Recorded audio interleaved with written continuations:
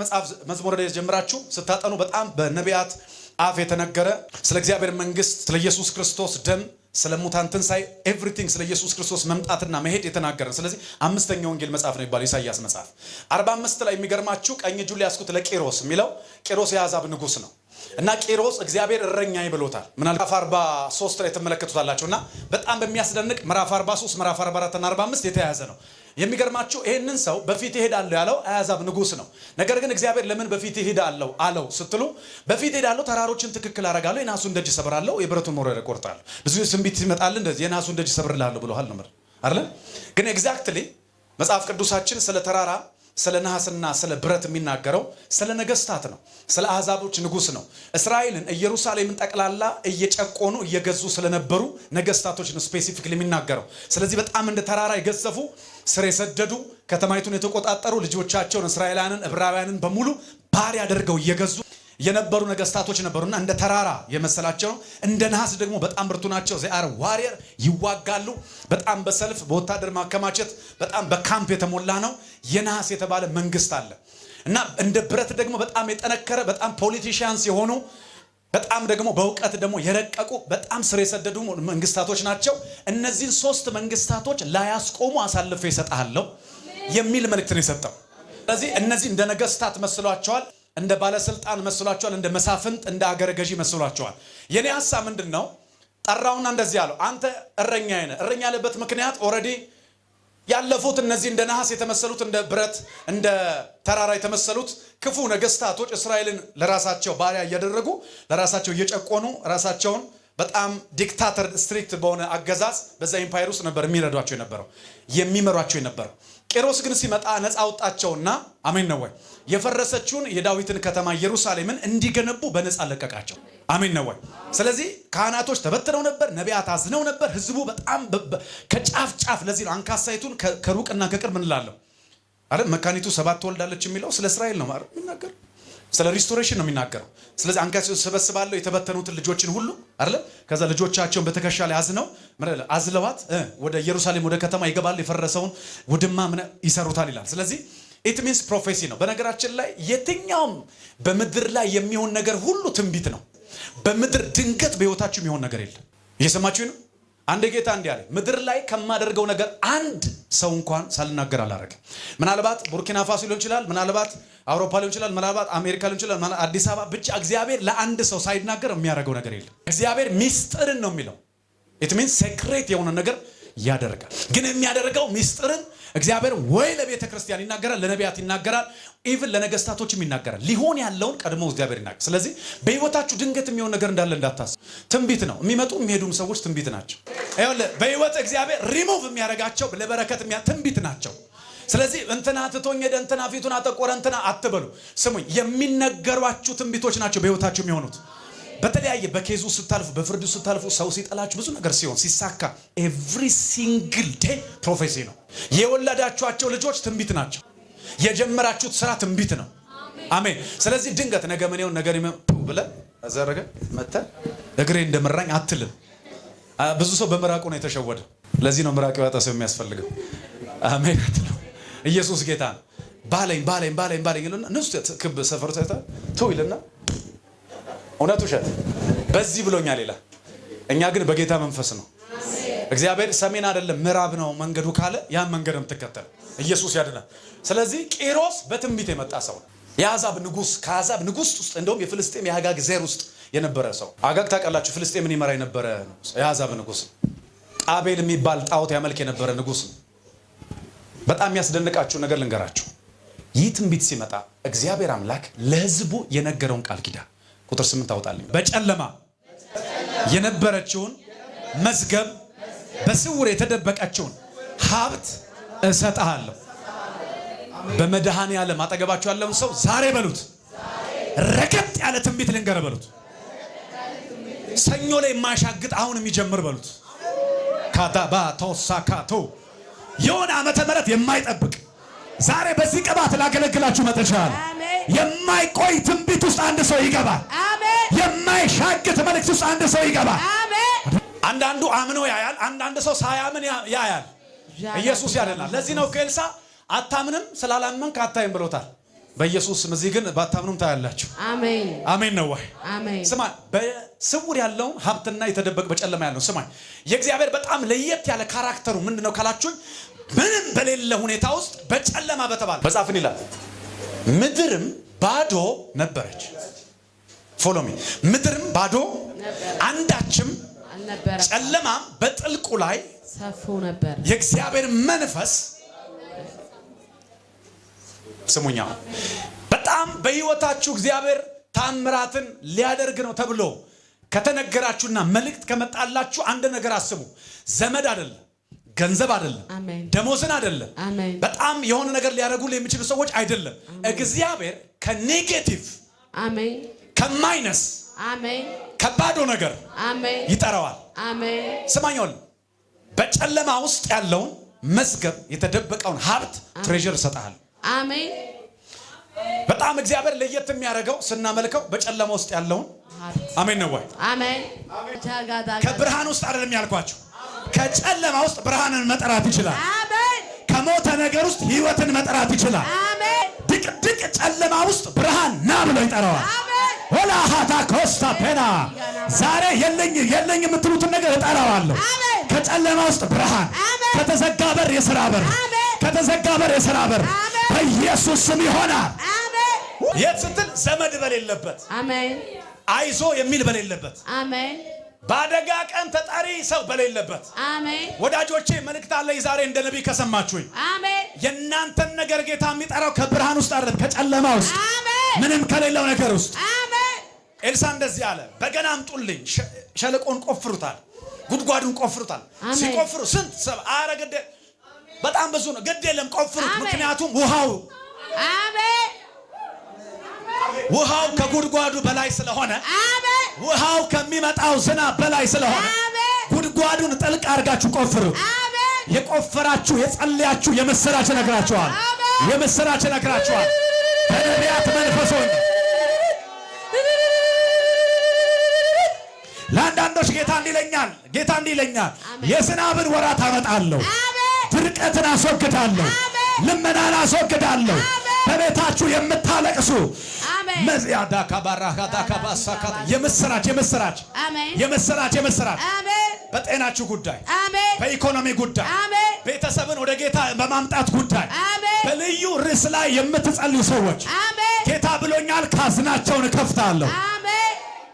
እግዚአብሔር አምላክ ሊባርክ ነው ካለ ከጨለማ ውስጥ ብርሃን ይጠራል። አሜን አልዓዛርን በዮሐንስ መጽሐፍ ምዕራፍ 11 ላይ ሞቷል፣ ተገንሷል። ሰው ሁሉ ደረቱን እየደቃ እያለቀሰ ነው። ለቅሶ ቤት ያለ ሰው የለም። እያለቀሰ ወይኔ በጣም ለዚህ ነው በጣም የምትወደው አልዓዛር ሞቷል የሚል ዜና ነው የነገሩት። ኢቭን ናና ስለሱ አይደለም ለቅሶ እንዲደርስ ነው። ምን ነው እውነቱ ውሸት? ናና ለቅሶ ደረስ አይነት ነው። ኢየሱስ ያድናል።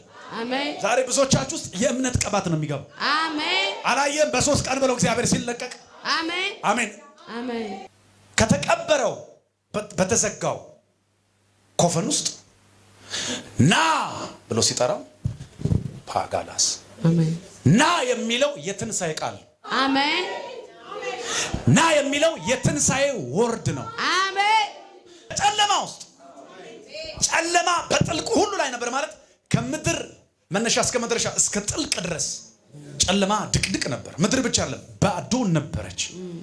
ሼፕለስ ቅርጽ አልባ ነበረች።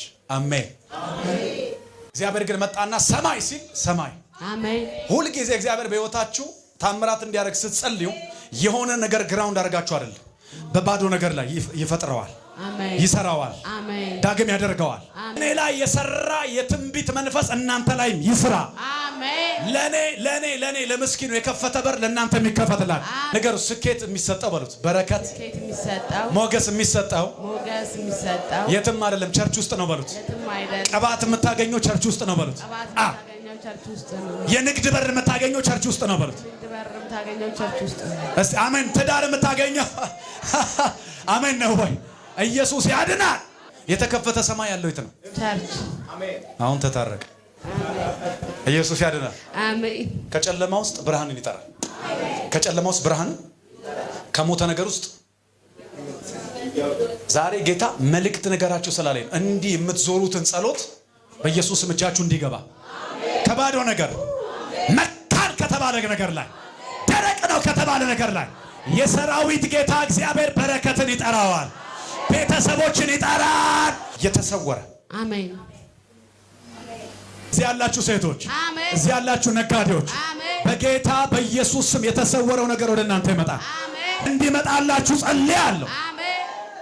የተሰወረ የሥራ በር አለ። አሜን። እውነት ውሸት እውነት ሊከፈትልህ የሚገባው አሁን እኮ አንተ ዝም ብዬ ሳይ አሁን መሆን የሚገባህን አይደለም የሆንከው። መሆን የሚገባህን አይደለም የሆንከው። አለ የተያዘ መንፈስ ዓለም ላይ ቅድም እንዳልኳችሁ ነው። ለእናንተ ፋይናንስ መለቀቅ አለበት። አሜን። ንግድ በር መከፈት አለበት። አሜን። እስቲ አሜን። አሜን። በጣም አሁን እዚህ ባለጠጎች ቢኖር መሬት አይገዙልን? ምን ነው በጣም እዚህ የሚከፈለው ነገር ተጠራቅሞ አገልጋዮችን አይመግብም? ይመግባል። ስንት አገልጋይ ነው ነቢያት የእግዚአብሔር ሰው ስራውን እንደግ እኛ ምንም አንፈልግም ስለኔ ደግሞ እነሱ እንደዛ ስላሉ አይደለም። መመገብ አለብን። ቤተክርስቲያን ቀለብ ያስፈልጋል። ብዙ ነገር አለ። አየ ፋይናንሱ በስውር ውስጥ ያለው ፋይናንስ ሲለቀቅ አሜን ነው ወይ? አሜን። ቤተክርስቲያን እየበለጸ ኤክስፓንድ እያደረገ ሮቦት አሜን ነው ወይ? አሜን። ኢየሱስ ያድናል። አሜን። አንድ እግዚአብሔር ሰው ጠራኝና በጣም የሚገርም ነው። ሷላ ቤት በጣም ብዙ ዋጋ የከፈልክ እንደምታገለግል አውቃለሁ። አዎ ብዙ ይሄንን ጸጋ ይዛው በቃ በስምህ አለኝ የሆነ ነገር መስርታል። የሆነ ነገር በቃ አስመርቀህ ከዛ እጅ አስጭን አባቶች ባርከው ኦፊሻሊ በሚታወቅ ሁኔታ አለኝ ስለው በቃ የተጸለይበት ዘይት ለምን አትሸጥም አለ። ቱ በሉ እንጂ ቱ በሉ። አይ ወጉጣችሁ ማለት እንትኑን ኢየሱስ ጌታ አሜን ነው። ተይ በሉ ሲባካችሁ ምን አልከኝ አልኩት። አንዳንድ ጊዜ ሰዎች እንደተሸወዳችሁና የሆነ ነገር እንደተቀደማችሁ መጥቶ ሊያኮስሷችሁ ይፈልጋሉ። እንዲህ እየፈወሰ እንዲህ ባንተ እየሰራ እየተናገረ እንዲህ ምናምን ብልቃት ዘይት ስጡ እንጂ ሽጡ የሚል አልተጻፈም። እስቲ አሜን። ለዘላለም አሜን። እደግማለሁ። ለዘላለም ለዘላለም አሜን። መንፈስ ቅዱስ አይሆንም ግን ወንበር ሰብስቤ እገባለሁ እንጂ ለዘላለም በጌታ ስም የተቀባ ዘይት ነው። እንዲህ አይነት ቦታ የምትሄዱ ሰዎች እርግማን በሕይወታችሁ አለ። በእስራኤል አምላክ በእግዚአብሔር ፊት ቆሜ ነው መነግራችሁ። እንዲህ አይነት የባዕድ ንክኪ ያለባችሁ ሰዎች ተጠንቀቁ። ትቢት አይደለም፣ ወጣትነት አይደለም። ጌታ ኢየሱስ ምስክሬ ነው። እርግማን እየሸመታችሁ እግዚአብሔር ከባዶ ነገር ባካቶ ዳሃዳ ሳኪያታ ባሃዳ ገባ ከባዶ ነገር ምንም ከሌለ ነገር እናንተ መባረክ ይችላል። አሜን። ሰው ሊሰጣችሁ ይችላል። አሜን። እግዚአብሔር ሰው ሊያስነሳላችሁ ይችላል። አሜን። ርቦ ያያ ዝም ብሎ አያልፍም። አሜን። የሚያስፈልግ ነገር ያያ ዝም ብሎ አያልፍም። አሜን። ለህንፃ ማሰሪያ ነው አይመለከተኝም። አሜን። ተባርካል። በአገልግሎታችን መተ ቤተክርስቲያን ሰፖርት አድርግ። የእግዚአብሔር ሰው ቤት የ6 ወር ጌታ ክፈል ብሎኛል። እንባርካለን። አሜን። እስቲ አሜን ነው። አሜን። እውነት ውሸት? እውነት። የእግዚአብሔር ሰው ቤት ለወንጌል ስርጭት ያስፈልጋል። እንጂ የምንሸጠው ፎጣ የምንሰጠው ድንችና ጥቁር ስንዴና ነጭ ጤፍ የለም። ኢየሱስ ያድን። አሜን። ይሄንን በምክንያት ነው ጫን ብዬ የምናገረው። ልጆቻችን መጸለይ ያቆሙና ዘይቱ የለም ወደ ማለት ይመጣሉ። የተሰበረው አሜን። ባለፈው ነግሬያቸዋለሁ። እግረ መንገድ ልንገራችሁ ነው። ይሄ ስብከ መልእክቴም አይደለም። በጣም ብዙ ሰው ከጸሎትና ከመንፈሳዊ ዓለም እንደወረደ የምታውቁት ህይወቱና ጸሎቱን ነገሩን እንቅልፉን ላይ መሰረተው በጫው ነው። ተሰልፎ ሰው እንዲህ አይነት እኮ ይሄ መንፈስ እግዚአብሔር ይሰብረዋል። ይሄ ታውቃላችሁ ላክ ኦፍ ማይንድ ማይምነት ነው። ጌታ ኢየሱስ ምስክሬ ነው የምነግራችሁ። ሰው ተሰልፎ ዘይት ሲገዛ፣ ሰው ተሰልፎ ጫው ሲገዛ ለምን ሲባል ለፈውስ ይላል። የኢየሱስ ስም የት ሄዶ ነው? እየጠየኳችሁ የኢየሱስ ስም የት ሄዶ ነው? ጎን ያለውን ሰው ነካ አድርገውና ዘመድ ካለህም ተለያይ በለው። ተለያይ። እስቲ አሜን። አሜን። በቃ ቁርጥ ያለ ነው። በተቋም ውስጥ አቋም የግድ ነው። ለነቢ በረከት ለነሆኑ ነቢያቶች ተብሎ ለሆኑ ሰዎች ተብሎ የሚቀየር አቋም የለም። በጣም የእግዚአብሔር ሰዎች እንወዳለን። ይሄንን ስል የመንፈስ ቅዱስን ስልጣን እየገፈፍኩ ነቢያትን እየመታው አይደለም። ብዙ የእግዚአብሔር ሰዎች እዚህ ቦታ ላይ ከቁጥር በላይ ሐዋርያት ነቢያት መጥተው አገልግለውናል። ግን ስሙኝ፣ የተደባለቀ ነገር ለዩ። በረከት ወደ ህይወታችሁ እንዲመጣ ከፈለጋችሁ እግዚአብሔር ከጨለማ ውስጥ ብርሃን እንዲያመጣ አሜን። ስሙኝ፣ የተሰወረውን መዝገብ እንዲገልጥላችሁ ከፈለጋችሁ ቁርጡን ነው መነግራችሁ። ሰው እኔን መርዳት ሊያቆም ይችላል። እውነቱን ግን ከመናገር ወደ ኋላ አይደለም። እግዚአብሔርም ደግሞ ታስነሳለህ ያለኝ ደግሞ እንደዚህ አይነት ትውልድ ነው እንጂ እኛ የእግዚአብሔር ፖሊስ አይደለም። እስቲ አሜን አሜን ነው ወይ? yes ተስማማላችሁ? መዝሙራችሁ ተዘምሮ ለቤተ ክርስቲያን አሜን ይሆናል እኮ። ኢየሱስ ያድናል። አሜን ኢየሱስ ያድናል። አሜን ኢየሱስ ያድናል ያልኩ ነው። እግዚአብሔር ከባዶ ነገር ይባርካል። አትጠላለፍ። የሆነ ነገር ለማግኘት ብለህ ከሆኑ ሰዎች ጋር አትነካካ። ጠብቀው ጌታ። እግዚአብሔር ከተሰወረ ነገር ውስጥ መዝገብ ያወጣልህ። አሜን አቤት አቤት ስታምሩ፣ አቤት ስታምሩ። እጅን ከፍ አድርግና ያወጣል በለኛል። ያወጣል ኢየሱስ። ወንጌል ራሱ በረከት ነው። አሜን ከተሰወረ ነገር ውስጥ መዝገብን ይገልጣል። አሜን ይጠራዋል። አሜን ምንም ከሌለ ነገር ውስጥ ይጠራዋል። በል ውስጥ ምንም ከሌለ ከባዶ ከሌለበት ከባዶ ይጠራዋል ኢየሱስ። ከምን ውስጥ ይጠራዋል? ካሱ ታምናላችሁ? እርግጠኛ ናችሁ? እያመነ ሰው አለ ወይ? ከባዶ ነገር ውስጥ ያንቺን በር ይከፍተዋል። ለልጄ ይሆንላት ይላል። የተሰወረ መዝገብ ካለ ይከፈትላት። አረ ሃሌሉያ። ኮራፕት ሳትሆኑ በቃ ኮራፕት ሳ ጄኒውን ሆናችሁ ቸርች ነው። አንድ ሬቨሌሽን ልንገራችሁና እንጸልይ። ስሙኝ። በስውር ያለው መዝገብ ማለት ጠላት ሞትና አደጋ ከሆነ ያወጀው፣ በደንብ ስሙኝ። ሞትና አደጋ ከሆነ የታወጀው የጨለማው ዓለም ላይ፣ መንፈሳዊ ዓለም ላይ ግን ቀድሞ ስለናንተ የተገለጠ መዝገብ አለ። ያንን መዝገብ ገለጥ አድርገህ ስታየው አዋጁ ተቀይሯል ይላል። ሻባዲጋ ተውካማሳታ አሜን ነው ወይ? ሟርት ከሆነ የታወጀብህ በስውር ያለው መዝገብ ሲገለጥ ተገለበጠ።